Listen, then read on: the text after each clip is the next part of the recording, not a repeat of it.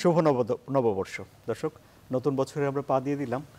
আপনাদের সবাইকে নতুন বছরের শুভেচ্ছা জানিয়ে ২০ সংলাপ শুরু করছি। নতুন বছরে ২০ সংলাপেও একটি নতুনত্ব এসেছে। এর সময়সূচি বদলে গেছে। এর আগে আমরা বেলা ১২টায় ২০ সংলাপ শুরু করতাম। এখন থেকে দুপুর ১টায় ২০ সংলাপ শুরু হবে এবং রবি থেকে বৃহস্পতি ২০ সংলাপ চলবে। ২০ সংলাপে আজ আমাদের বিষয় নতুন বছরে অর্থনীতিতে আমাদের কি প্রত্যাশা আছে। প্রত্যাশা বিষয়গুলো জানার জন্য আমাদের আজ আমন্ত্রিত অতিথি দুজন আমার সঙ্গে রয়েছেন। জনাব সালেউদ্দিন আহমেদ, তিনি সাবেক গভর্নর, বাংলাদেশ ব্যাংক, আপনাকে স্বাগত জানাচ্ছি। এবং আমাদের সঙ্গে যোগ দিয়েছেন জনাব আনোয়ারুল আলম চৌধুরী পারভেজ, তিনি সাবেক সভাপতি, বিজিএমইএ, আপনাকে স্বাগত জানাচ্ছি আমাদের অনুষ্ঠানে। বিজিএমইএ তৈরি পোশাক রপ্তানিকারকদের শীর্ষ সংগঠন। নতুন বছরের প্রত্যাশা বলতে গেলে অবশ্য কেমন গেল সে কথাটিও একই সঙ্গে চলে আসে, কিন্তু একটি বিষয় নিয়ে আপনার কাছ থেকে একদম বিশেষভাবে জানি, তারপরে অন্যান্য আলোচনায় যাব। আমরা বলছি যে এখন ডেমোগ্রাফিক ডিভিডেন্ড রয়েছে বাংলাদেশের। যদি এটি আমরা ব্যবহার করতে পারি তাহলে দেশের জন্য খুব ভালো হবে। আমার প্রশ্ন হলো, যদি এটি ব্যবহার করতে না পারি তাহলে কি এটি গলায় ফাঁস হয়ে যাবে? এবং ডেমোগ্রাফিক ডিভিডেন্ডের যেই সুবিধা, সেটি কি আমরা এখন কাজে লাগাতে পারছি? এবং আগামী যে বছর শুরু হয়ে গেল, সেই বছরে এই সুবিধাটি ঘরে তোলার জন্য কি করতে হবে? ধন্যবাদ। বাংলাদেশের যা হোক, প্রথম ইস্যু হলো, কনটেক্সটটা হলো বাংলাদেশ এখন মোটামুটি একটা সামষ্টিক সেদিকে একটা স্থিতিশীল পর্যায়ে আসছে, সন্তোষজনক পর্যায়ে, এবং আমরা 6 থেকে 7-এ চলে আসছি, 6-এর বৃত্ত থেকে বেরিয়ে 7-এ চলে থেকে হচ্ছে, অথবা এটাকে আরও এগিয়ে নিয়ে যেতে হবে দ্রুত। তো আপনি যে বিশেষ প্রশ্নটা করলেন ডেমোগ্রাফিক ডিভিডেন্ড, এখন আপনি দেখবেন যে কোনো দেশের, আমাদের দেশের মতো একটা দেশে যেখানে একটা ছোট্ট ভূখণ্ডে বিশাল জনগোষ্ঠীর বাস, সেখানে সবচেয়ে বড় সম্পদ হলো মানব সম্পদ। এবং এটাকে যদি আমরা ঠিকভাবে ইউটিলাইজ না করতে পারি, ব্যবহার না করতে পারি, আমরা ঠিক স্থায়ী টেকসই উন্নয়ন করতে পারবো না, একটা দিক। আর দ্বিতীয়ত হলো যে এই যাদের যদি তারা ব্যবহার না করতে পারি, তারা তখন আনএমপ্লয়েড থাকবে এবং তাদের একটা সমাজে একটা কিন্তু অন্যরকম একটা এসে দেখা দিবে। অন্যরকম মানে কি, বোঝা হয়ে যাবে? অন্য একটা বোঝা হয়ে যাবে নিশ্চয়ই। এটাতে আমি আসছি। প্রথমত হলো এই যে আপনি দেখবেন বাংলাদেশ যখন middle income, lower middle income কান্ট্রিতে আসছে, এটা একটা ভালো একটা ইস্যু। কিন্তু এলডিসি থেকে বেরিয়ে যেতে 3টে জিনিস বাংলাদেশকে পালন করতে হবে ইমিডিয়েটলি। একটা হলো পার ক্যাপিটা ইনকাম বাড়াতে হবে, সেটা এখন বাড়ছে। আর দ্বিতীয় হলো যে অর্থনৈতিক ভঙ্গুরতা, যেটা আনস্টেবিলিটি, সেটাকে সামাল দিতে হবে। তৃতীয় সবচেয়ে ইম্পর্টেন্ট হলো মানব সম্পদ। আমরা কিন্তু অর্থনৈতিক মানে ইনকামটা একটু যাচ্ছে এবং মোটামুটি কিন্তু ফাইন্যান্সিয়াল স্টেবিলিটিটা আসে, যদিও সমস্যা আছে, কিন্তু মানব সম্পদ উন্নয়ন কিন্তু আমরা কিন্তু এখানে বড় একটা চ্যালেঞ্জ। এবং আমার মনে হয় না, সবাই স্বীকার করেন মানব সম্পদ উন্নয়ন কিন্তু আমরা ততটা সাফল্য, অথবা এইটাতে সবচেয়ে বেশি দিত। এখন ডেমোগ্রাফিক ডিভিডেন্ডটা যখন আসে এখানে, এমনিতেই আমাদের লোকজনের প্রথমত শিক্ষার ব্যাপার আছে, শিক্ষার কোয়ালিটির ব্যাপার আছে, স্বাস্থ্যের ব্যাপারে, যত মানব সম্পদ এটা সবচেয়ে বড়। কারণ শিক্ষা এবং স্বাস্থ্য যদি ভালো না থাকে, মানব সম্পদ বোঝাও থাকে, সম্পদ হয় না তখন, জনগণ জনশক্তি হয় না, অর্থাৎ হিউম্যান রিসোর্স হয় না, জাস্ট হিউম্যান বিইংস থাকে, হিউম্যান রিসোর্স হয় না। অর্থাৎ এইটা সবচেয়ে বড় জিনিস যে আমরা এডুকেশন এবং হেলথ সেক্টর হিসেবে। এখন ডেমোগ্রাফিক ডিভিডেন্ড যেটা বোঝায় সেটা হলো যে আমাদের যে স্ট্রাকচারটা এখন আছে, এখন কিন্তু মোটামুটি ইয়াংদের সংখ্যা সবচেয়ে বেশি এবং তারাই সবচেয়ে কর্মক্ষম হয় এবং তাদের উপর সবচেয়ে বেশি আপনার দায়িত্ব থাকে। যখন উপরের দিকে যখন বৃদ্ধ লোকের বেশি বাড়ে, যেমন জাপানে হয়েছে, সেটা হয় কি, তারা কিন্তু কর্মক্ষম না, কিন্তু তাদের উপর সরকারি ব্যয় অনেক বেশি, তাদের পেনশন বেনিফিট, হেলথ বেনিফিট, তাদের সাপোর্ট করতে প্রচুর উপায়, তার মধ্যে তাদের কাছে রিটার্ন আসে না, কিন্তু তাদের কাছে খরচ হয়। কিন্তু ইয়াংদের মধ্যে কিন্তু সেটা না। এবং আপনি তার নিচে যারা আছে তারা আস্তে আস্তে মানে একেবারে, অথবা ওই মাঝখানে যেটা বড় একটা জায়গায় সৃষ্টি হয়েছে, এরাই কিন্তু মূল শক্তি। এবং সুবিধা কি, মাঝখানে থাকে তো বড় শক্তি, উপর দিকের লোককেও সাপোর্ট করতে পারবে, একটা পরিবারকে সাপোর্ট করতে পারে একটা ছেলে, তাই না, যদি চাকরি পায়। অতএব বৃদ্ধদের বা বয়োজ্যেষ্ঠদের ভয় করার কোনো উপরে, আবার ছেলেদের নিজের পরিবারকেও লালন পালন করতে পারবে।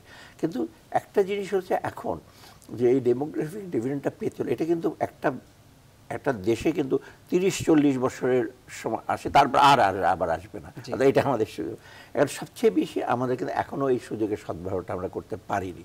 কারণ আপনি দেখবেন যে আমাদের যে স্কিল ডেভেলপমেন্ট, এডুকেশন, এই যে মানব যারা, এই যে ইয়াং যারা আছে, তারা কিন্তু ঠিক আপনার যে কর্মসংস্থান ভালো হচ্ছে তা না। একটা জিনিস কিন্তু সবচেয়ে দুর্বল দিক হলো বাংলাদেশে 2016 সালে হলো কর্মসংস্থান কিন্তু তেমন বৃদ্ধি পায়নি, মানে সবচেয়ে কম হয়েছে। কারণ সে দিয়ে অনেক কারণ আছে। অতএব এইটা একটা জিনিস। আর এগুলো এরা যে চাকরি করবে তাই না, শুধু এরা তো ব্যবসা বাণিজ্য করবে, এন্টারপ্রেনিউর হবে, সেটার জন্য আপনার সুবিধা দারুণ মজুরি করতে পারে। এখন বাংলাদেশে যেটা হয়েছে, ব্যাংকিং সেক্টর একটা সবচেয়ে ইস্যু হলো নতুন উদ্যোক্তা, একেবারে স্টার্ট আপ ক্যাপিটাল দেওয়া বা যারা ছোট কিছু তাদেরকে লালন পালন করার মতো এই মনোবৃত্তিটা কিন্তু ব্যাংকারদের মধ্যে এখনো আসেনি। এটা সবচেয়ে রিলেশনশিপ ব্যাংকে যেটা হয়, ভালো ভালো লোকজন আছে যাদেরকে আপনি চেনেন, তাদেরকে দেয়। অতএব এই ডেমোগ্রাফিক ডিমান্ডটা পেতে হলে কিন্তু আমাদের তরুণদের শিক্ষা, স্বাস্থ্য খাতে তরুণদের আপনার অর্থনৈতিক অ্যাক্সেস টু ফাইন্যান্স, এন্টারপ্রেনিউর হওয়ার জন্য, চাকরির ক্ষেত্রে তাদের সুযোগ সৃষ্টি করতে, না হলে কিন্তু তরুণদের সদ্ব্যবহার করতে। আরেকটা বিশেষ দিক হলো আমাদের যেটা তরুণদের কাজে লাগাতে হলে, তরুণদের শিক্ষা দিতে হলে আমাদের বিজনেস সেক্টরের সাথে কিন্তু ক্লোজ কন্ট্যাক্ট আছে। কারণ ইউনিভার্সিটি যারা সাপ্লাই করে কিন্তু বিজনেস সেক্টর ডিমান্ড করে, অতএব ঠিক রেলিভেন্ট না হলে কিন্তু তারা আবার এসে করতে পারে। বিজনেস সেক্টরের সঙ্গে তরুণদের এই বিষয়টি মানে আরেকটু নিবিড়ভাবে জড়িয়ে দেওয়ার বিষয় নিয়ে আপনার কাছ থেকে বিস্তারিত জানবো। তার আগে বিজিএমের সাবেক সভাপতি জনাব আনোয়ারুল আলম চৌধুরী পারভেজ, আপনার কাছে যাই। বাংলাদেশের অর্থনীতিতে তৈরি পোশাক খাতের অবদান খুব ভালো, এবং তৈরি পোশাক খাতে যারা শ্রমিক তাদের বয়স সর্বোচ্চ ধরা যেতে পারে 40 বছর বয়সী, এরপরে হয়তো তারা অন্য কোনো পদে উঠে যায়, প্রমোশন পায়, ইত্যাদি ইত্যাদি। তাহলে যেই যুবশক্তি এখন দেশে আছে, সেই যুবশক্তির একটা গন্তব্য হতে পারে গার্মেন্টস, তাকে সেই জায়গাটাকে আরেকটু বাড়ানোর সুযোগ আছে কি? হ্যাঁ, ধন্যবাদ। দেখেন, যে কোনো দেশে যখন এলডিসি থেকে সে মিডল ইনকাম গ্রুপে যেতে থাকে, তখন দেখা যায় যে গার্মেন্টস সেক্টরটা, এখানে কম ইনভেস্টমেন্ট লাগে, প্রচুর এমপ্লয়মেন্ট ক্রিয়েট হয়। সো এই সেক্টরটা কিন্তু প্রথমে আসে। আজকে যদি আমি ব্রিটেনের দিকে তাকাই, আমি যদি আমেরিকার দিকে তাকাই, ইভেন জাপানের দিকে তাকাই, আমি Korea, even China, even India, আমি সবখানে দেখি যে প্রথমে কিন্তু গার্মেন্টস, কারণ অল্প ইনভেস্টমেন্ট, এন্টারপ্রেনারশিপ ডেভেলপমেন্টের মামলা আছে, অনেক এমপ্লয়মেন্ট ক্রিয়েট হয়। এবং তখন এলডিসি কান্ট্রিগুলিতে কি হয়, এলডিসি কান্ট্রিতে এডুকেশনের প্রবলেম থাকে, লিটারেসি পার্সেন্টেজ ভেরি পুয়ার থাকে, মানুষ ইনহেলদি থাকে, মানুষের হাতে পয়সা থাকে না। হ্যাঁ, যখন আস্তে আস্তে যখন এই ইন্ডাস্ট্রিটি আসে, আসার পরে তখন কিন্তু আস্তে আস্তে শিক্ষা আসে, মানুষের পারচেজিং পাওয়ার বাড়তে থাকে, মানুষের তখন এন্টারপ্রেনারশিপ কিন্তু বাড়তে থাকে। তখন এটা কিন্তু 25-30 বছরের বেশি কিন্তু থাকে না। এবং এই পিরিয়ডে সাধারণত অন্যান্য সরকাররা কি করেছে আমরা যা দেখেছি, আমরা জাপানের যদি উদাহরণ ধরি বা কোরিয়াকে, ইভেন চায়নাকে, ওরা কিন্তু সমস্ত কিছু সরকার তখন আর এমপ্লয়মেন্টের দিকে না তাকিয়ে সরকার তখন ইনফ্রাস্ট্রাকচার দিকে তাকায়, এডুকেশনকে আরও স্ট্রং করার জন্য সেই ইনস্টিটিউশনটাকে স্ট্রেনথেন করে, ইউনিভার্সিটিগুলিকে আনে এবং ব্যুরোক্রেসিকে স্ট্রং করে, ল এনফোর্সমেন্টের দিকে তাকায়। এই ইনস্টিটিউশনগুলির সরকার তখন স্ট্রেনথেন করে। যখন এইগুলি যখন হতে থাকে এবং মানুষের হাতে যখন মানুষের হাতে যখন টাকা আসে ইনভেস্টমেন্ট করার জন্য, বড় ইনভেস্টমেন্ট করার জন্য, তখন মানুষ করে কি সেকেন্ড ফেজে চলে যায়। সেটা হলো machinery, heavy industry, chemical industry আসে, হ্যাঁ, তারপরে কার ইন্ডাস্ট্রি, এই ধরনের ইন্ডাস্ট্রিগুলি তখন চলে আসে। এবং এই যে যারা গার্মেন্টসে যারা চাকরি করতেছিল, তাদের বাচ্চা কাচ্চারা তখন আস্তে আস্তে এডুকেটেড হয় কিন্তু, এবং ওরা তখন ওই ধরনের জবের দিকে কিন্তু চলে যায়, কারণ তখন অপরচুনিটি আসে। আনফর্চুনেটলি আমাদের দেশে কি হলো, আমাদের দেশে এই সেক্টরটা কিন্তু এখন প্রায় 35 বছর 36 বছর দিকে চলে যাচ্ছে। এখনও যদি বলা হয় ইনফ্রাস্ট্রাকচার ওইভাবে কিন্তু ডেভেলপ হচ্ছে না, যদিও বর্তমান সরকার প্রচণ্ড কমিটেড, এবং তাদের কিন্তু যেই আমি এবারও যা দেখলাম যে গত বছর 2016-তে 10টা মেগা প্রজেক্ট হাতে নেওয়া, এবং দিজ আর পজিটিভ সাইড। কিন্তু সময়টা কিন্তু আমরা পার করে ফেলতেছি। কিন্তু এদিকে অনেক ছেলে পেলে আজকে এডুকেশন দিকে তাকাই, আমরা দেখি যে 97% কিন্তু লিটারেসি পার্সেন্টেজ হয়ে গেছে অলমোস্ট, 79%।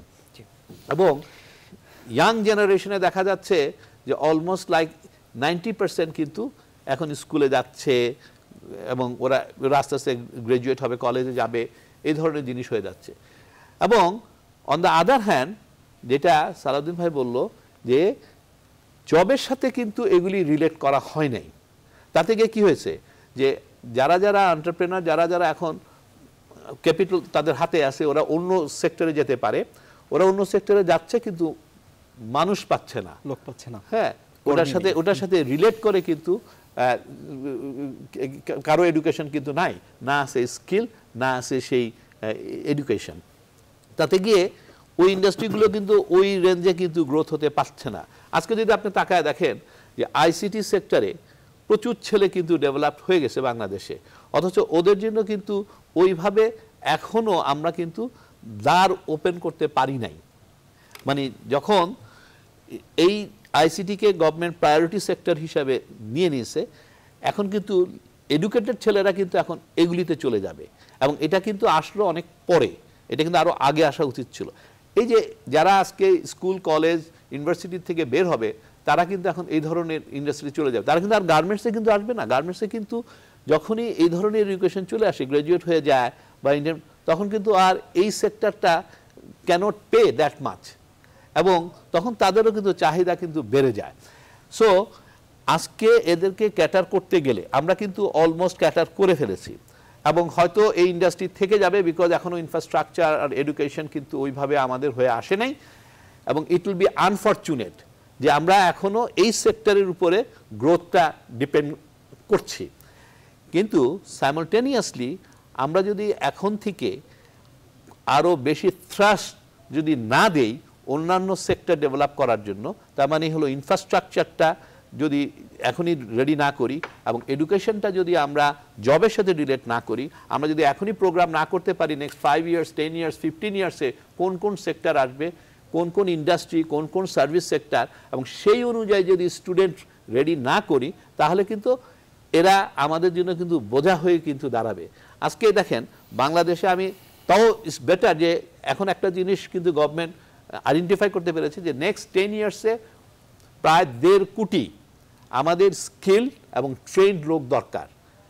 এটা কিন্তু তারা আইডেন্টিফাই করেছে। এখন বেসিসটা কি, ওনারা কি আসলে আদৌ জানে যে কোন কোন সেক্টরের জন্য ওরা ক্যাটার করবে?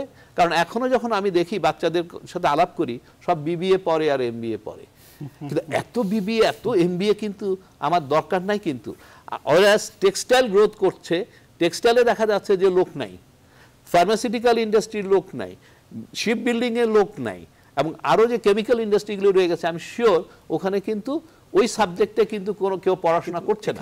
একটা প্রশ্ন, এই জায়গাগুলো কিন্তু এখন ক্যাটার করা দরকার। প্রশ্নটা হলো যে উদ্যোক্তা তার যোগ্য কর্মী নিজে গড়ে নেবে, নাকি সরকার উদ্যোক্তার জন্য কর্মী তৈরি করে দেবে? দেখেন, একটা উদ্যোক্তা কি করে, একটা উদ্যোক্তা অপরচুনিটিগুলি খুঁজে যে কোথায় ইনভেস্টমেন্ট করলে it is a secure, say he can sell it এবং হি ক্যান মেক মানি।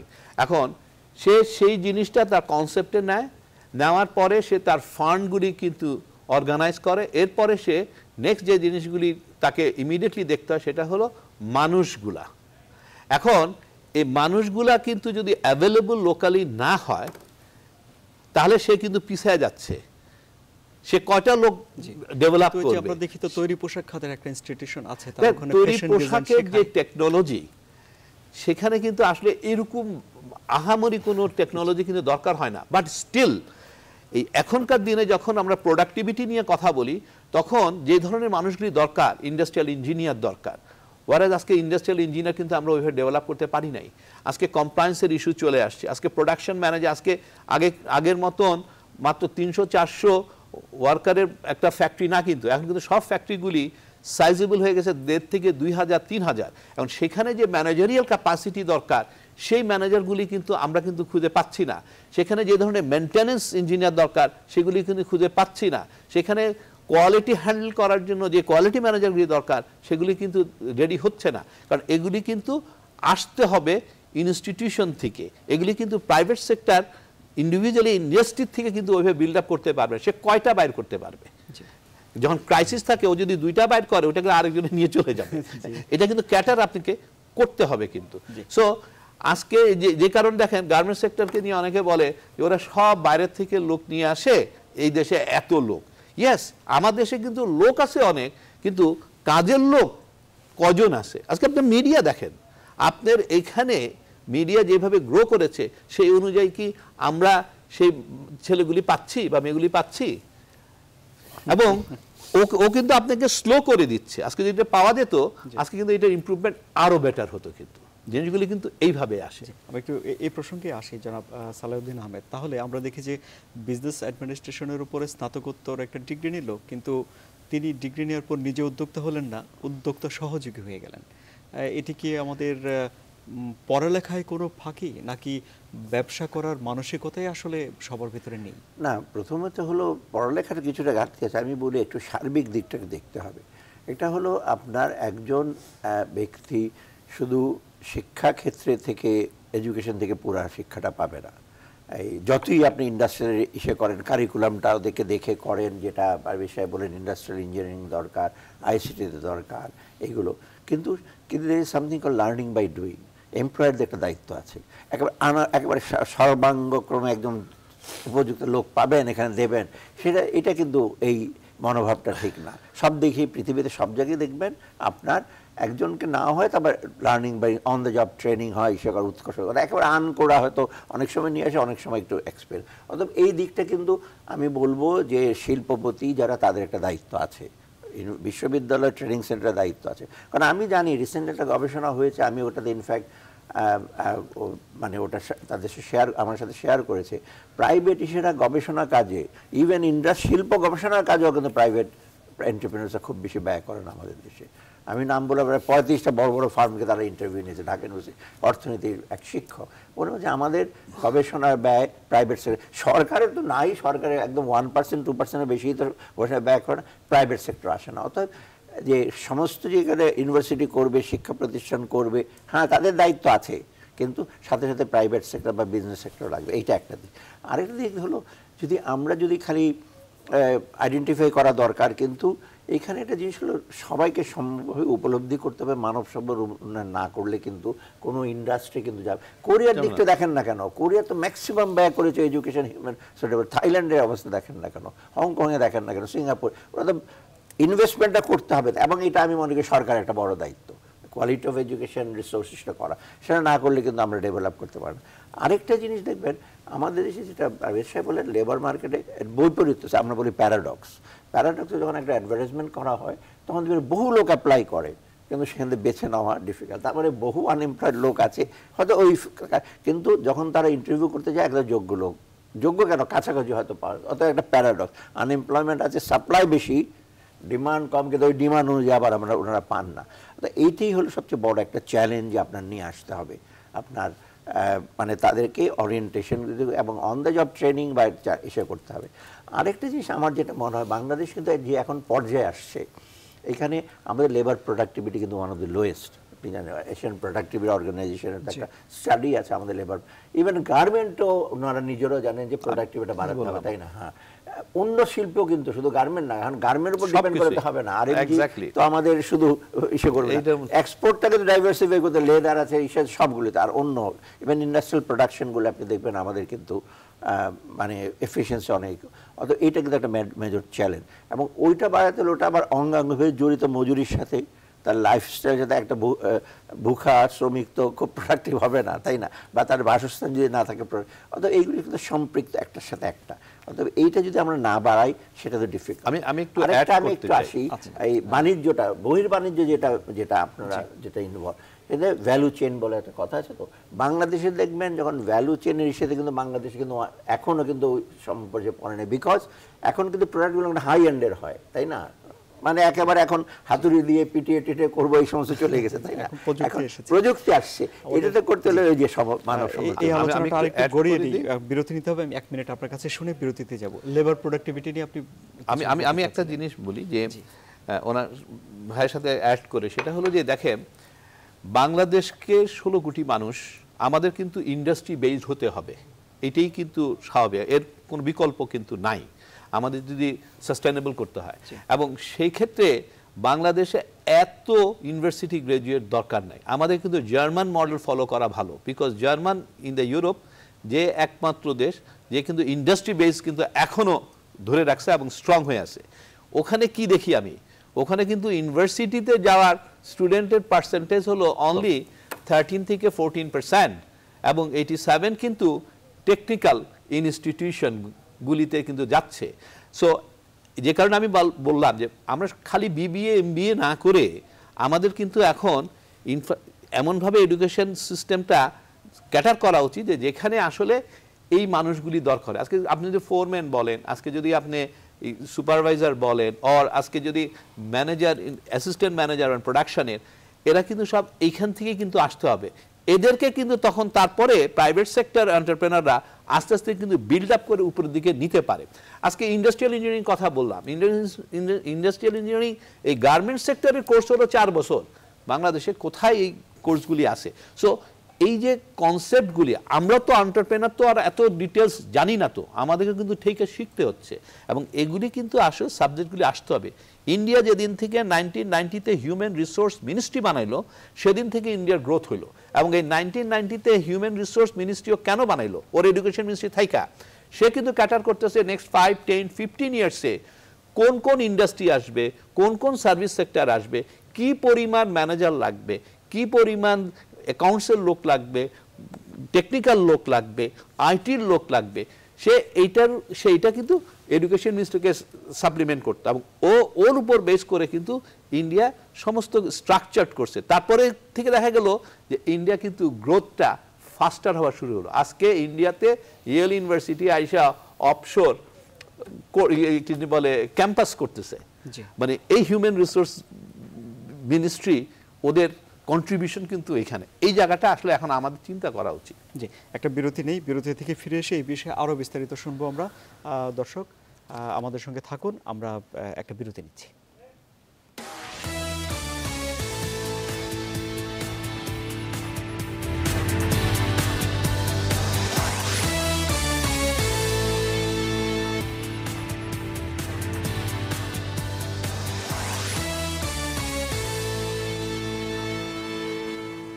আবারও স্বাগত জানাচ্ছি বীর সংলাপে। আমরা আলোচনা করছি অর্থনীতির প্রত্যাশা নিয়ে সামনের দিনগুলোতে, বিশেষ করে এই বছরে তো বটেই।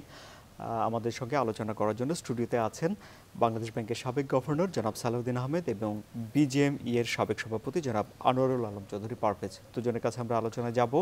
তার আগে ঠিক এই মুহূর্তে শেয়ার বাজারের মানে পুঁজিবাজারের খবর আপনাদের জানিয়ে দিতে চাই দর্শক। এই জন্য বার্তা কক্ষ থেকে আমাদের সঙ্গে যোগ দিচ্ছেন সহকর্মী হাবিব আফরোজ। হাবিব আফরোজ, লেনদেন কেমন দেখছেন আপনি? ধন্যবাদ সাদি। আপনার মাধ্যমে দর্শকদের জানিয়ে রাখি, আজ কিন্তু সপ্তাহের শুরুর কার্যদিবসী সূচক এবং লেনদেনের ঊর্ধ্বমুখী প্রবণতার মধ্য দিয়ে এখন পর্যন্ত লেনদেন কার্যক্রম পরিচালিত হচ্ছে ঢাকা এবং চট্টগ্রাম স্টক এক্সচেঞ্জে। আমরা ঠিক আধ ঘন্টা আগে যেমনটি দেখেছি, ঢাকা স্টক এক্সচেঞ্জের প্রধান যে সূচকটি ডিএসইএক্স, সেটি কিন্তু 40 পয়েন্ট বেড়ে অবস্থান করছিল 5707 পয়েন্টে। এছাড়া একইভাবে ঊর্ধ্বমুখী প্রবণতার মধ্য দিয়ে অপর ইন্ডেক্সটি অর্থাৎ ডিএসইএস, সেটিও কিন্তু 4 পয়েন্ট বেড়ে আধ ঘন্টা আগে অবস্থান করছিল 1196 পয়েন্টে। এখন পর্যন্ত ঊর্ধ্বমুখী প্রবণতা বজায় রয়েছে ডিএস30 ইন্ডেক্সটিতেও, সেটিও কিন্তু 10 পয়েন্ট বেড়ে অবস্থান করছিল 1821 পয়েন্টে। এছাড়া মোট লেনদেনের পরিমাণ এখন পর্যন্ত 414 কোটি টাকা। লেনদেন হওয়া কোম্পানিগুলোর মধ্যে দর বেড়েছে 230টির, দর কমেছে 59টির এবং অপরিবর্তিত রয়েছে কিন্তু 26টি কোম্পানির দর। এছাড়া টপ ট্রেডের তালিকায় থাকা কোম্পানিগুলোর মধ্যে ঢাকা স্টক এক্সচেঞ্জে সকাল থেকেই শুরুর 5 তালিকার প্রথমেই রয়েছিল দোয়েন পাওয়ার জেনারেশন লিমিটেড, দ্বিতীয় অবস্থানে রয়েছে ন্যাশনাল ব্যাংক লিমিটেড, তৃতীয় অবস্থানে রয়েছে ইফাত অটোজ লিমিটেড, চতুর্থ এবং পঞ্চম অবস্থানে রয়েছে জাহিন স্পিনিং লিমিটেড এবং জেএসপি ফাইন্যান্স কোম্পানি লিমিটেড। দেখে নিচ্ছি চট্টগ্রাম স্টক এক্সচেঞ্জের আজকে শেয়ার বাজারের খবরাখবর। আজ কিন্তু ঢাকা স্টক এক্সচেঞ্জের মতোই চট্টগ্রাম স্টক এক্সচেঞ্জেও দিনের শুরু থেকেই সূচক এবং লেনদেনের ঊর্ধ্বমুখী প্রবণতার মধ্য দিয়ে চলছে লেনদেন কার্যক্রম। এখন পর্যন্ত আমরা যেটি দেখেছি, আধ ঘন্টা আগে লেনদেনের পরিমাণ ছিল 23 কোটি টাকা। লেনদেন হওয়া কোম্পানিগুলোর মধ্যে দর বেড়েছে 215টির, দর কমেছে 159টির এবং অপরিবর্তিত রয়েছে কিন্তু 34টি কোম্পানির দর। এছাড়া সিএসপি যেটি প্রধান সূচক চট্টগ্রাম স্টক এক্সচেঞ্জে, সেটি এখন পর্যন্ত 122 পয়েন্ট কমে অবস্থান করছে 1507 পয়েন্টে। তো এই ছিল আমার কাছে থাকা ঢাকা এবং চট্টগ্রাম স্টক এক্সচেঞ্জের সবশেষ খবরাখবর। হাবিব আফরোজ, আপনাকে অনেক অনেক ধন্যবাদ। জনাব আনোয়ারুল আলম চৌধুরী পারভেজ বলছিলেন যে হিউম্যান রিসোর্স মিনিস্ট্রি ইন্ডিয়াতে যেদিন থেকে চালু হলো তাদের অগ্রগতি প্রবৃদ্ধি শুরু হলো, কি বলবেন আপনি? কিছুটা সত্য এটা ডেফিনেটলি, যে এটাতে প্রকাশ পায় যে আপনার হিউম্যান রিসোর্স ডেভেলপমেন্ট সরকারের সর্বোচ্চ পর্যায়ে একটা কমিটমেন্ট আছে। আমাদের দেশে দুঃখজনক হলো এই হিউম্যান রিসোর্স ডেভেলপমেন্টের কিন্তু একটা প্ল্যান করা হয়েছিল বেশ আগে। আমি 1980-এ প্ল্যানিং মিসে, তাই ইনফ্যাক্ট তখন ডক্টর ফসিউদ্দিন মাহতাব ছিলেন প্ল্যানিং মিসে, আমার মনে আছে খুবই ডিটেইল একটা, এবং সেই সময় থেকে কিন্তু বলা হয়েছিল যে হিউম্যান রিসোর্স ডেভেলপমেন্ট নিয়ে একটা ইস্যু। এবং আপনি আসলে আসছিলেন, আমি হিউম্যান রিসোর্স ডেভেলপমেন্ট একটা করেছি, সেটাতে আমি কিছুদিন চাকরি করেছি এবং ওটাকে তুলে দেওয়া হলো, মানে আশ্চর্যজনক ব্যাপার। অতএব দেখেন আমাদের পলিসি মেকারদের কীরকম একটা এখন এতদিন পর টের পাচ্ছে। ওটা একটা গবেষণা ছিল এবং ইউনেস্কো কিন্তু খুব বড় করে ওটাকে সেল করতে চেয়েছিল। যাই হোক, এটা আমি মনে করি যে এটার একটা ইতিবাচক দিক হলো হিউম্যান রিসোর্স ডেভেলপমেন্টের আমাদের ইউথ মিনিস্ট্রি বলে একটা আছে, কিন্তু সেটা ইউথ মিনিস্ট্রি যেটা আছে সেটাতে ইউথদের নানা রকম কর্মকাণ্ডে ব্যস্ত থাকে। আপনার তাদের মাইক্রো ক্রেডিট আছে, তাদের ট্রেনিং বা তাদের আবার অ্যাওয়ারনেস, এগুলো তো এতগুলো করে তো হয় না। অতএব হিউম্যান রিসোর্স ডেভেলপমেন্টটা কিন্তু অ্যাক্রস দ্য হিউম্যান রিসোর্স মানে ছেলে মেয়ে ইউথ এবং সবাইকে, এটা থাকলে সুবিধা হয় কি একটা কোঅর্ডিনেটেড এফোর্ট, যেটা আমরা বারে বারে বলছি যে শিক্ষার কোয়ালিটি, তা শিক্ষার উপযোগিতা, মানে যেটা লাগবে কি না লাগবে, তা শুধু চাকরি বাকরির ক্ষেত্রে না, ওই শিক্ষাটা নিয়ে সে একটা এন্টারপ্রেনার হতে পারে কি না সেটার ব্যাপার আছে। তারপরে আপনার আরেকটা কিছু লাইফ লং এডুকেশন দরকার হয়, শিক্ষাটা কিন্তু একবারে শেষ হয়ে যায় না, যে কোনো শিক্ষাই, প্রাইমারি স্কুল বলে বা ইভেন আমরা যারা MA PhD তারাও বলে যে লাইফ লং লাগে, কারণ আপনি you have to get out. এইগুলোর জন্য কিন্তু ওই যে একটা যে সর্বোচ্চ প্রায় কমিটমেন্ট থাকলে সুবিধা হয় কি, তখন অন্য যারা শিক্ষা প্রতিষ্ঠানগুলি আছে বা টেকনিক্যাল এডুকেশন VTIগুলো যেগুলো, এরা কিন্তু তখন সরকারের ওই নীতিমালাগুলো তখন বাস্তবায়ন করতে সব। আর সবচেয়ে একটা বড় শুধু পাবলিক প্রাইভেট সেক্টর কিন্তু আনতে হবে এখানে। শুধু সরকারি ইনস্টিটিউশন সরকারের সিলেবাস দিয়ে বা সরকারের মানে এক্সপার্ট দিয়ে হবে না। এটা কিন্তু একবার চেষ্টা হয়েছিল যে পাবলিক যে বিজনেস ফোরামকে এনে শিক্ষা মানে কি এডুকেশন দরকার, এডুকেশন বলতে আমি কিন্তু ব্যাপক সাধারণ এডুকেশন, তারপরে আপনার টেকনিক্যাল এডুকেশন, ভোকেশন, সবগুলো আপনার লাগবে। এটা করলে তখন কিন্তু আমি মনে করি যে একটা মিনিস্ট্রি বা একটা যদি এজেন্সি একদম ডিভোটেড থাকতো একেবারে একদম সর্বক্ষণ, এটা তখন কিন্তু সবাইকে তারা একসাথে মানে university, school, college, university, private সেক্টরকে, ইন্ডাস্ট্রিগুলোকে আপনার সবগুলোকে আনতে পারতো, তখন তো সুবিধা হয়। এইটা আমার মনে হয় এখন একটু বিশেষভাবে চিন্তা করা উচিত। আমাদের তো অনেক মিনিস্ট্রি আছে, অনেক কিছু আছে, কিন্তু এই জিনিসটা মানব সম্পদ উন্নয়নটা, কারণ এটা কিন্তু শুধু ডেমোগ্রাফিক ডিভিডেন্ড না, কন্টিনিউয়াস 16 কোটি লোক 17 কোটি হবে, 18 কোটি হবে, তাদের আপনি ইউটিলাইজ করতে হবে কন্টিনিউয়াসলি। এটা না করলে একটু ডিফিকাল্ট হবে। আরেকটা জিনিস আমি এই প্রসঙ্গে বলি, পারভেজ সাহেব যেটা একটা খুব ইম্পর্টেন্ট কথা বলেছেন, যে আমাদের কিন্তু শিল্প উন্নয়নটা করতে হবে। কারণ আমরা অনেক সময় মনে করি যে বাংলাদেশ অনেকটা সিঙ্গাপুরের মতো ব্যবসা বাণিজ্যে খালি উন্নতি করবে। এই যে আমাদের সার্ভিস সেক্টরে আসছে, যে এটা খুব ভালো, যে এই যে কিছুদিন আগে দেখলাম চিটাগাং খুলনা সার্ভে হয়েছে, সবাই হলো আপনার দোকান এবং ব্যবসা বাণিজ্য, দেখেছেন তো চিটাগাংয়ের সমস্ত কন্ট্রিবিউশন। ওটা কিন্তু খুব ভালো দিক না। আপনার বেসিক জিনিস হলো ইন্ডাস্ট্রিয়াল বেস তৈরি করতে হবে। আপনি সেখানেও এমপ্লয়মেন্ট জেনারেশন হয়, কমার্স এসে কিন্তু ভ্যালু এডিশন হয়, অ্যাকাউন্টিং টার্মে বৃদ্ধি পায়, ইসে হয়, কিন্তু আপনি ইসে পাবেন না, এমপ্লয়মেন্ট হবে না, আর খুব টেকসই হয় না। অতএব আমাদের কিন্তু এখন সময় আসছে যে ইন্ডাস্ট্রিয়াল বেসটাকে আমাদের, এটা ইন্ডাস্ট্রিয়াল বেস বলতে বড় বড় ইন্ডাস্ট্রি না, শুধু বড় ইন্ডাস্ট্রি, মাঝারি, ছোট সবগুলোকে আপনার কভার করতে। এই জিনিসটা কিন্তু আমরা আস্তে আস্তে ভুলে যাচ্ছি।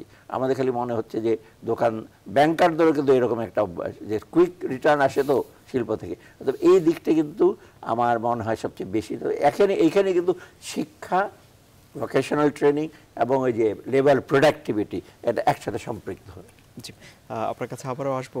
আমি জনাব আনোয়ারুল আলম চৌধুরী পারভেজ, তাহলে আমাদের অর্থনীতির ভিত্তি বলা হয় কৃষি, বলা হয় তৈরি পোশাক খাত, রপ্তানির ক্ষেত্রে বলা হয় রেমিটেন্স যেগুলো আমরা পাই, এবং শিল্প যখন বিকশিত হবে, আপনি বলছেন আগামী বাংলাদেশ, আপনি শিল্প নির্ভর বাংলাদেশ দেখতে চান, সেক্ষেত্রে কৃষিতে এবং রেমিটেন্সে কিছুটা পিছুটান বা কিছুটা পেছনের দিকে চলে যেতে হবে কি শিল্পে বিকাশ করতে? দেখেন, কৃষি আপনি যদি ওই সেন্সে বলেন যে কৃষি কিন্তু কন্ট্রিবিউশন আস্তে আস্তে জিডিপিতে একটু কমে আসছে, কিন্তু আবার যখন আমি রিয়েল টার্মে যাই যে প্রোডাকশন কত হয়েছে, তখন কিন্তু আমরা অনেক বেড়ে গেছে। দ্যাট মানে কি, it is about 35 million tonnes আমরা কিন্তু প্রোডাকশন করতেছি এবং তার ডাবল ফোল্ডেড হয়ে চলে গেছে কিন্তু গত যদি আমি 10 বছরটা যদি আমি ফিগারটা নেই, এবং আমরা সেলফ সাফিসিয়েন্ট।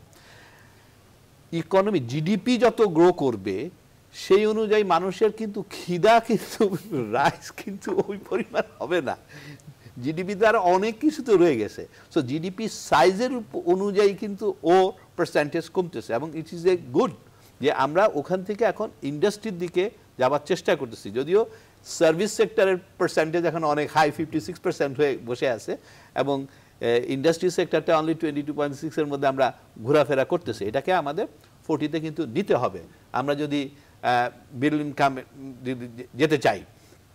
সো সেই ক্ষেত্রে যে জিনিসটা সবচেয়ে ইম্পর্টেন্ট, যে ডিসকাশনগুলো আমরা আগে করতেছিলাম, যে হিউম্যান রিসোর্স। দেখেন আজকে যদি হিউম্যান রিসোর্সটাকে যদি আমরা পুরোপুরি ইউটিলাইজ করতে পারতাম, ট্রেনিংগুলি যদি দেওয়াইতে পারতাম, এবং এটাকে যদি জবের সাথে রিলেট করাইতে পারতাম, তাহলে আজকে রেমিটেন্সও কিন্তু আমার এই সমস্যাটা কিন্তু হতো না। একমাত্র পৃথিবীর অন্যান্য উন্নত দেশগুলো যদি আমরা তাকাই, সবারই কিন্তু নেগেটিভ গ্রোথ, এবং সবাই কিন্তু এখন ইন্ডাস্ট্রিতে থাকতে চায়, সার্ভিসে থাকতে চায়, ওদের কিন্তু লোক দরকার আছে। কিন্তু it's not only middle east ছাড়াও কিন্তু আছে, কোরিয়া আছে, জাপান আছে, আজকে ইউরোপ রয়ে গেছে, সবাই কিন্তু লোক খুঁজতেছে, কিন্তু ট্রেন লোক দরকার। ইভেন মিডল ইস্টেও কিন্তু এই অয়েলের জন্য একটু ভাটা পড়ে গেছে, কিন্তু তারপরেও ওরা কিন্তু লোক নিচ্ছে, এবং স্কিল লোক দরকার।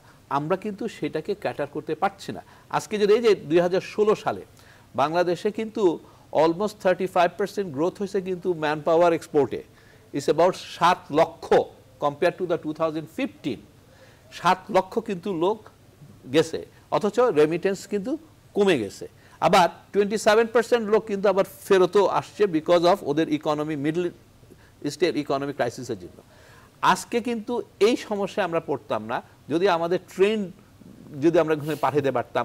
এখনও যদি আমরা চেষ্টা করি, বাংলাদেশে কিন্তু যে সালাউদ্দিন স্যার যেটা বলছে যে ডেমোক্রেটিক যে ডিভিডেন্ড, এটা কিন্তু আমরা নিতে পারি মানুষগুলোকে দিয়েই কিন্তু। So we have to address যে আমরা আসলে বাইরেও কি ধরনের লোক দরকার, বাইরে নার্স দরকার, বাইরে ইঞ্জিনিয়ার দরকার, বাইরে ইলেকট্রিশিয়ান দরকার। এখন আমি জাস্ট সার্টিফিকেট একটা দিয়ে যদি ইলেকট্রিশিয়ান পাঠায় দেই, ওই একজন যখন ধরা পড়বে ওর সাথে কিন্তু আরো 100 জনে কিন্তু চাকরি চলে যায়, কনফিডেন্সটা ওদের লস হয়ে যায় কিন্তু যারা নিচ্ছে রিক্রুটমেন্ট।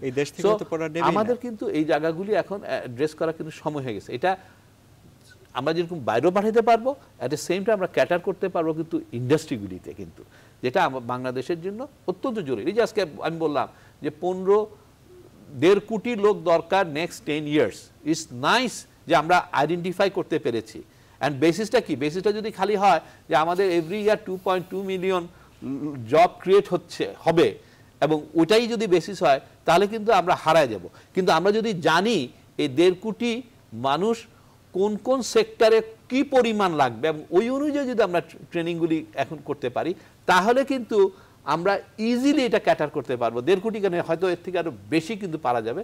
এবং ইনকাম কিন্তু not only the RMG sector, আমি তো বলতেছি RMG সেক্টরের growth is not enough for catering our national interest alone. কারণ আমার জিডিপি এখন হলো $220 বিলিয়ন।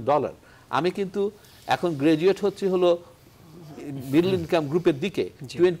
2021-এ আমরা টার্গেট করছি $50 billion, but my economy size will be more than $360 billion. এবং সেখানে ইট ইজ নট এনাফ। এবং আমরা স্বপ্ন দেখতেছি 2041-এ আমার ইকোনমি সাইজ হবে $2.41 trillion. Remember one thing, so এখানে গার্মেন্টস ক্যানট ক্যাটার দিস। আমার কিন্তু অন্যান্য ইন্ডাস্ট্রিগুলি আসার জন্য সুযোগ করে দিতে হবে। এবং মেইন অফ দ্য বাংলাদেশের জন্য সবচেয়ে পজিটিভ সাইড হলো মানুষগুলো কিন্তু সবাই পজিটিভ, এগ্রেসিভ। এখন এখানে একটু সাপোর্ট দরকার হয় সরকারের, এবং সেই সাপোর্টগুলো কি? যেমন আমি একটা বললাম ইনফ্রাস্ট্রাকচার একটা, আর একটা হলো ম্যান পাওয়ার। কারণ আমি যখন ইনভেস্টমেন্ট করবো, আমি যখন দেখি মানুষগুলো ওইখানে অ্যাভেলেবল, তখন কিন্তু আমার সাহসটা আরো 20 গুণ বেড়ে যায়। বাঙালি কিন্তু এমনিই সাহসী, বাঙালি কিন্তু আর খারাপ জিনিস মনে রাখতে পারে না, এবং উইচ ইজ যেই কারণে বাংলাদেশ গ্রো করে যাচ্ছে, এবং এটা করবে ইনশাআল্লাহ।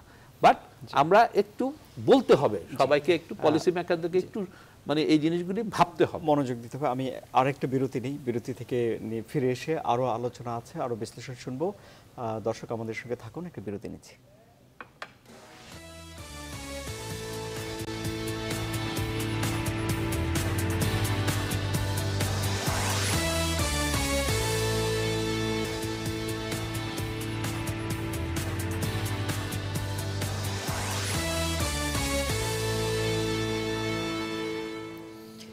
আবারও স্বাগত জানাচ্ছি বীর সংলাপে। নতুন বছরে আমাদের অর্থনীতির প্রত্যাশা আলোচনার বিষয়। জনাব সালাউদ্দিন আহমেদ, তাহলে যদি শিল্প নির্ভর দেশ হতে হয়, কৃষি জমি আমাদের নির্ধারিত, প্রতি বছরই এমনিতেই কিছু কমছে, লোকজন বসতবাড়ি করছে, তাহলে জমি কতটুকু সহযোগিতা করবে শিল্প নির্ভর দেশ হওয়ার জন্য? প্রথমত জমির ব্যাপারে কালকেই একটা বড় সেমিনারে জমির ব্যাপারে বিরাট, আমি ইনফ্যাক্ট আমি ওটা চেয়ারম্যান ছিলাম সেশনে, ল্যান্ড ইউজে। আমাদের দেশে কিন্তু ল্যান্ড ইউজ প্ল্যানিং ট্যানিং কিছুই নাই, যত্রতত্র। শোনেন, জমি আমাদের খুব দুষ্প্রাপ্য, পৃথিবীর সব দেশই জমি হলো একমাত্র আমরা বলি প্রাইমারি রিসোর্স। এটা not produce means of production, capital যখন আপনি অ্যাকুমুলেট করেন, জমিটা হলো একটা প্রাইমারি সোর্স এবং প্রত্যেক দিন। অতএব আমাদের দেশে আরও বেশি একটা ছোট ভূখণ্ডে এত লোক মানে জমির সবচেয়ে সদ্ব্যবহার করতে হবে, কিন্তু সেই জন্যে আমাদের ল্যান্ড ইউজ প্ল্যানিংটা নাই। সেটা হয় কি, আমরা অবধারিতভাবে ডেফিনেট উন্নয়ন যখন করে জমির উপর আসবে, যখন আপনি নতুন একটা ইন্ডাস্ট্রি করবেন, একটা পাওয়ার প্ল্যান্ট করবেন, কিছু জমি রিপ্লেস করবে। ইভেন ধরেন একটা পোর্ট করলেন, সেটা কিছু আশেপাশে জেলেদের জলাভূমির এফেক্ট করবে, অতএব প্রত্যেককে কিন্তু এফেক্ট করবে। অতএব সে কীভাবে করবে এটা প্ল্যানিংটা কিন্তু বাংলাদেশে নাই, মানে ল্যান্ড ইউজ প্ল্যানিংটা এইটা এখন। তবে চেষ্টা করতে হবে, যদি প্ল্যানিংটা করেন তখন হয়তো কৃষি জমিগুলো আঘাত করবে না, আপনি হয়তো যেখানে ইন্ডাস্ট্রিয়াল সেখানে আরও মাল্টি স্টোরেজ করতে পারেন, আরও ইন্টেন্সিভলি এসে করতে পারেন, নতুনভাবে ছড়িয়েছে না। কারণ একটা টেন্ডেন্সি দেখা গেছে অনেক ইন্ডাস্ট্রিতে, আপনি দেখবেন পারভেজ সাহেব, অনেক এসে ইন্ডাস্ট্রি যতটুক তার চেয়ে বড়ো কিন্তু অনেক জমি পড়ে আছে। আমি নাম বলবো না, বেশ কয়েকটা ইন্ডাস্ট্রি প্রচুর 30 বিঘা জমি পেছনে পড়ে, জীবনে কাজে লাগবে, কিন্তু সেটা রেখেছে কারো, জমির দাম কোনোদিন কমবে না। এটা একটা ইনভেস্টমেন্ট, খুব ভালো ইনভেস্টমেন্ট। অতএব এই যে কৃষি জমির ব্যবহারটা আমার যতটুকু আছে এর চেয়ে কমানো মোটেও অ্যালাউ করা উচিত না, সুষ্ঠুভাবে এটা ব্যবহার করা সবচেয়ে বেশি দরকার। যে কৃষি কিন্তু এখন প্রোডাক্টিভিটি বেড়েছে, যেটা উনি বললেন, আসলে কৃষি আগের মতো, আগে 1 একরে যেটা হতো এখন ডাবল হয়, আমাদের স্কোপ। অতএব এখন পাওয়ার টিলার ব্যবহার করছে, নতুন নতুন তাছাড়া টেকনোলজি ব্যবহার, তাছাড়া উচ্চ ফলনশীল ভ্যারাইটিস। তো ওইটার আপনার যে ভ্যালুয়েশন কমলো কিন্তু উৎপাদন কিন্তু কমবে না, মানে এটা আমাদেরকে সেলফ সাফিসিয়েন্সি দিচ্ছে। অতএব কৃষিটার যেটা হবে সেটা আস্তে আস্তে কিন্তু কৃষি জমিতে শ্রম ঘনটা একটু কমে আসবে। এবং সেটি আরেকটা রিজন যে আমার হিউম্যান রিসোর্স ডেভেলপমেন্ট না যদি করি, তো এই যে যারা আগে বেশি মানে 1 একর জমিতে যে কৃষক তার ভাই বোন নিয়ে অনেক শ্রমিককে নিয়োজিত করে, এখন সম্ভব না, এবং কৃষি মজুরিও বেড়ে গেছে কিন্তু। অতএব তারা আসবে শহরে, স্টপ করতে পারবে না, বা শহরাঞ্চলে আসবে, তাদেরকে আপনি কীভাবে ইউটিলাইজ করবেন? এই ইউটিলাইজ করার মূল ইস্যু হলো আপনি শিল্প এবং বাণিজ্য ডেফিনেটলি করবেন, কারণ সেটা একেবারে না। অর্থাৎ এই জিনিসটা কিন্তু আমার মনে হয় মাথায় রেখে কিন্তু আমাদের যে, এই জন্যই তো কিন্তু দরকার যে এই মানব সম্পদ উন্নয়নে যদি ডেডিকেটেড কিছু থাকে, তারা তো শিক্ষা স্বাস্থ্য এই খাতটা দেখবে, কিন্তু আমাদের অন্যান্য খাতগুলো যে কিভাবে জমির ব্যবহার হবে, মানুষের ব্যবহার হবে, প্রোডাক্টিভিটি, এইগুলি লক্ষ্য করতে হবে। কারণ এটা না করলে কিন্তু আমরা কিন্তু এগোতে পারবো না আগামীতে সম্ভাবনাটা। আর একটা যেটা উনি যেটা বললেন পারভেজ সাহেব, যে এক্সপোর্ট কিন্তু একটা পার্টিকুলার সেক্টরের উপর ডিপেন্ড করছে, বা আমাদের গ্রোথ কিন্তু একটা পার্টিকুলার সেক্টর ব্যবহার এসে করলে না, আর আমি সাথে অন্য অন্য জিনিসগুলো আছে। তাছাড়া আমি মাঝারি ছোটো শিল্পগুলোকে তো আপনার ইসে করতে হবে, ডেভেলপ করতে হবে। আরেকটা জিনিস যেটা রেমিটেন্সের ব্যাপারে, বা আমাদের 5 জন শ্রমিক যা আয় করে, একটা শ্রীলঙ্কান একটা ফিলিপিনো লোক তার চেয়ে বেশি আয় করে, তাদের 5 জন পাঠিয়ে যেটা আয় করবে, তো তাদেরকেও কিন্তু এই ব্যাপার আছে, কারণ তারা তো এত খেটে এত কম হিসেবে, আবার ওরা যখন দেশে ফিরে আসে একেবারে আনস্কিল লোক, তো আবার বোঝা হয়ে যাবে। তো আপনি যদি স্কিল লেবার পাঠান, সে ওখানে থাকুক বাইরে যাক, আমাদের নিশ্চয়ই ভালো স্কোপ হবে। দেশে ফিরে আসলো, হ্যাঁ, আবার দেশে ফিরে তাকে কাজে লাগাতে পারবেন। তো অদক্ষ শ্রমিক ওখানেও একটা লো ইনকাম, এখানেও সেটা একটা বোঝা হবে। অতএব এই জিনিসটাও কিন্তু দেখতে হবে যে আমাদের ম্যান পাওয়ারটা এখানে ইউজ করলাম, বাইরেও পাঠালাম, দুই দিক থেকে তো আমাদের দরকার। আমি একটু অনুষ্ঠানের শেষ থেকে আমি একটু টাইম ভাগাভাগি করে ফেলি, আপনাদের দুজনের জন্য 2 মিনিট করে আপনি বলুন। কি আমি ওনার ওইটা নিয়ে ল্যান্ড টোটাল 2 মিনিট পাবেন আপনি, আপনার মানে শেষ কথাগুলো শুনবো। আমি ল্যান্ডটা নিয়ে আমি যেটা মনে করি, কৃষি জমি আর ইয়া জমি, দেখেন বাংলাদেশ ইকোনমি কিন্তু ঢাকা এবং চিটগাং কেন্দ্রিক হয়ে গেছে, কিন্তু হোল বাংলাদেশের ইকোনমি যদি আছে জিডিপি যদি ধারায়, এবং এটা এখন আস্তে আস্তে কিন্তু ছড়ায় দিতে হবে। এবং যে কারণে একটা মাস্টার প্ল্যান হয়ে যাওয়া উচিত যে কোন ডিস্ট্রিক্টে বা কোন এরিয়াতে কোন ধরনের ইন্ডাস্ট্রি হতে পারে, এবং সেই মাস্টার প্ল্যানটা করে সেখানে কিন্তু এই যে সেক্রেটারিয়েটেরও একটা অংশ যদি হয় চিটগাংয়ে শিপ বিল্ডিং, তাহলে শিপিংটা চিটগাংয়ে চলে যাওয়া উচিত। শিপিংয়ের যে টেকনিক্যাল ইনস্টিটিউটগুলি সেটাও কিন্তু চিটগাংয়ে বেস চলে যাওয়া উচিত। তাহলে হবে কি, মানুষগুলা কিন্তু সব ওখানে চলে যাবে এবং ওখান থেকে কিন্তু দেখা যাবে যে তার জবটা তো ওদিকে রিলেট করতেছে। টেক্সটাইল হতে পারে যে এটা খুলনা সাইডে চলে গেল, আর কেমিক্যাল ইন্ডাস্ট্রি হতে পারে পায়রা বন্দরে চলে গেল। এরকম করে যদি আমরা ভাগ করে নিতে পারি এবং সেই জায়গাগুলোকে যদি আমরা ডেভেলপ করতে, টাউনশিপ ডেভেলপ করতে পারি, যে ওখানে স্কুলও থাকবে, কলেজও থাকবে, টেকনিক্যাল ইনস্টিটিউটগুলি ওর সাথে রিলেট করে যে ইন্ডাস্ট্রিগুলি যেই জোনে আমরা নিয়ে যাচ্ছি অর সার্ভিস সেক্টর, এবং সাথে সাথে ওখানে রেসিডেন্সিয়াল হাউজিং ব্যবস্থা, তাহলে কিন্তু আমি ইয়ারমার্ক করে দিতে পারি এটা কৃষি, এটা রেসিডেন্সিয়াল, এটা কিন্তু এখানে ইয়াগুলি ইন্ডাস্ট্রিগুলি, এখানে টেকনিক্যাল ইনস্টিটিউটগুলি অর ইউনিভার্সিটিগুলি, এবং তখন আর ঢাকা চিটগাং কেন্দ্রিক আর জিনিসগুলি কিন্তু থাকবে না, ছড়ায়া যাবে। তখন দেখা যাবে যে একটা বাসযোগ্য দেশ হয়ে কিন্তু দাঁড়িয়ে গেছে। আজকে প্রতিদিন আমরা 1% করে ল্যান্ড নষ্ট করতেছি এই মাস্টার প্ল্যান না থাকার কারণে। সো আমি সালাউদ্দিন ভাইকে বলবো যে জিনিসগুলি আপনারা ওইভাবে চিন্তা করতে পারেন কি না, তাহলে হয়তো দেখা যাবে যে আমাদের দেশটা কিন্তু একটা ডিসিপ্লিনের মধ্যে চলে আসবে। ফাইনালি আমি যেটা বলতে চাই, আমি খুব আশাবাদী বাংলাদেশ নিয়ে, বাংলাদেশের ইয়ুথ নিয়ে, এবং বাংলাদেশ সরকারের যেই দৃঢ়তা এখনকার দিনে আমি দেখছি, সেখানে আমি অত্যন্ত আশাবাদী।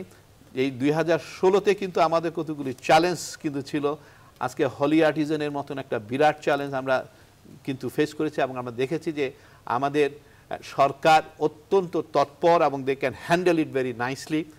আজকে কিন্তু চায়নার মতন দেশও বাংলাদেশে 27টা এগ্রিমেন্ট সাইন করে গেছে, গিভস আস এ মোর পজিটিভ একটা ফ্লেভার। আজকে আমি দেখতেছি আমেরিকা অনেকে ভয় পাচ্ছে ট্রাম্প নিয়ে, এবং আমি ট্রাম্প আর পুটিনের যে সম্পর্ক, তাতে আমার কাছে কেন মনে হচ্ছে Trump will be more business friendly. ও কিন্তু ওই ধরনের অ্যাকশনে আর যাবে কিনা I am in doubt, but I am very much hopeful যে business will be good for Bangladesh, এবং বাংলাদেশ যেই পজিশনে এখন আছে এবং যে নেতৃত্বের মধ্যে আছে, we can really cash it. But যেটা আমাদের সবাইকে চাওয়া উচিত সেটা হলো সরকারের কাছে একটাই জিনিস, আমাদের ইনস্টিটিউশনগুলোকে স্ট্রেনথেন করতে হবে। জি, জনাব সালাউদ্দিন আহমেদ, আপনার জন্য 2 মিনিট। হ্যাঁ, আমি একেবারে সংক্ষেপে বলে, আমাদের এতটুকু যে অর্জনযোগ্য হয়েছে সেটাকে যদি আমরা আরও এগিয়ে নিতে চাই, যদি আশাবাদী, আমরা নিশ্চয়ই সবাই আশাবাদী, এবং এটা রিয়েলাইজ করার জন্য আমাদের সবচেয়ে হলো আমরা যেটা অর্জন সেটা কনসলিডেট করা, সুসংহত করা। আমরা কিন্তু একটা জিনিস করার পর কিছুদিন পর ছেড়ে দিই, এটা সেটা সবচেয়ে বড় এক্সাম্পল হলো প্রতিষ্ঠান। যেটা আপনার বিষয়ে প্রতিষ্ঠানগুলো দিন দিন কিন্তু নষ্ট হয়ে যাচ্ছে। প্রতিষ্ঠান বলতে ব্যাংক, আর্থিক বাজার, সব প্রতিষ্ঠানে বলছি, সবগুলো। এইটা কিন্তু একেবারে একটা সবচেয়ে বড় নজর দিতে হবে। আর দ্বিতীয়ত হলো আপনার গ্রোথ প্রবৃদ্ধি যথেষ্ট না, সামষ্টিক অর্থনীতি সূচকগুলো ভালো, কিন্তু আপনি দেখবেন এটা সুফলটা কিন্তু একেবারে যে নিচের দিকে খুব প্রপোর্শনালি যাচ্ছে, আপেক্ষিকভাবে যাচ্ছে ডেফিনেটলি একেবারে। তবে এইটাকে এটা নজর দিতে হবে আর কি, এটা যে সবাই যেন জনগণের সাথে উপকৃত হয় গ্রোথ এবং ডেভেলপমেন্ট, এবং একেবারে যেটা ক্ষমতা বা ঋণ কিছু কিছু কক্ষিগত না হয়। আর লাস্ট হলো আমাদের যেটা উনি ঠিকই সঠিক বলে, আমাদের কিন্তু উন্নয়নটা কেন্দ্রীভূত হয়েছে, প্রশাসনও কেন্দ্রীভূত। অর্থাৎ উন্নয়নটাকে ঢাকা, চিটাং আর রাজশাহীতে কিছুটা হয়েছে, সব জায়গায় আপনার উন্নয়নটাকে বিকেন্দ্রীকরণ করবে। তখন হবে কি, যেখানে যে মানুষ যেখানে সবাইকে ঢাকা আসতে হবে বা চিটাগাঙে যেতে হবে তা না, সেই যার যার জায়গায় কিন্তু তারা প্রত্যেকটা সুযোগ করে দেবে, সেই সুযোগটা করে দিলে কিন্তু আমাদের একদিকে সমতা ভিত্তিক উন্নয়ন হবে, হিউম্যান রিসোর্স ডেভেলপমেন্ট হবে, এবং মিনিংফুল মানে কোয়ালিটি অফ লাইফ যেটা আমরা বলছি, মানুষের সার্বিক সাধারণ জনগণের এটা ইস্যু হবে। সার্বিকভাবে উন্নয়ন হবে। সেটা যদি আমরা করতে পারি, এই জন্য কিন্তু দরকার, আমি আবার একটু রিপিট করি, রাজনৈতিক সদিচ্ছা, সুশাসন এবং আইনের শাসন। এগুলি না থাকলে কিন্তু অ্যাকাউন্টেবিলিটি অ্যান্ড জবাবদিহিতা, স্বচ্ছতা না থাকলে কিন্তু যতই আমরা এগিয়ে, যতই আমরা গ্রোথ ইসে করি, এটা টেকসই হবে না এবং এটা অর্থবহ হবে না। অনেক ধন্যবাদ আপনাদের দুজনকেই। বাংলাদেশকে একটি সমৃদ্ধ, সচ্ছল, সব মানুষ বাংলাদেশে সচ্ছল হয়ে উঠবে এরকম নীতি আমাদের নীতি নির্ধারকরা নেবেন এবং দেশ আরও সমৃদ্ধ হবে, এই আশাবাদ রেখে আজকের মতো বিদায় নিচ্ছি। কিন্তু দর্শক, আপনাদের আবারও জানিয়ে রাখি, নতুন বছরে বীজ সংলাপের নতুন সময়সূচি রবি থেকে বৃহস্পতি দুপুর 1টায় দেখার আমন্ত্রণ রইল। বিদায় নিলাম।